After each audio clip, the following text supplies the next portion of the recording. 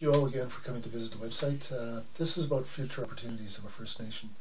A little while back, we were looking at different developments in our community, whether if it's near Regina or Saskatoon or Yorkton or some of the oil and gas stuff, or some of the even developments around our original reserve, around the mall area and around the golf course, and also around the lakefront. The biggest thing that we have going for us right now is we went through a designation vote back in December of 2012. To any investor or anybody that wants to try and build something on our First Nation right now, we can do that. We have to get our policies, land policies in place, making sure that our developmental bylaws are in place.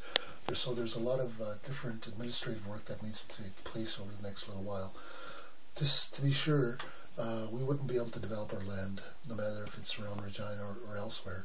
We need to ensure that we have long-term leases for not only community members or band members to build buildings or build businesses, or even to ensure that they have the ability to secure a piece of property for a long period of time. And the designation does do that for us. Again, the future that we look forward to is maybe having some oil and gas on some of our properties and having those developments going forward to make sure that we have money in our capital account in Ottawa, which we can draw on to build different things in our community. The biggest thing that we have going for us right now is we do have that designation in place, and we're waiting for the minister's signature as we go through this election.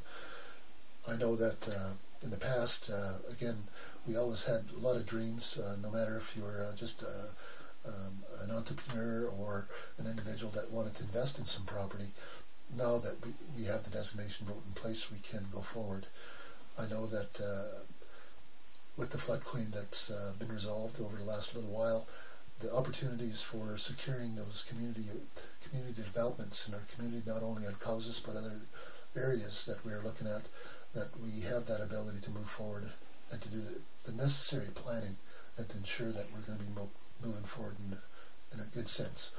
I know that there's a lot of possibilities out there. We need to ensure that whatever we do, that we have a business case in place, a business plan in place to ensure that we're going to get a good return back to our First Nation. And of course, to be open to not only our own band members to develop those properties, but to other agencies and other areas, other individuals from other First Nations or non-First Nations to come onto our land to lease it for a long period of time, to see that growth of jobs and opportunity for our First Nation. So looking forward to the future, hoping that everybody's well, and look forward to seeing you soon.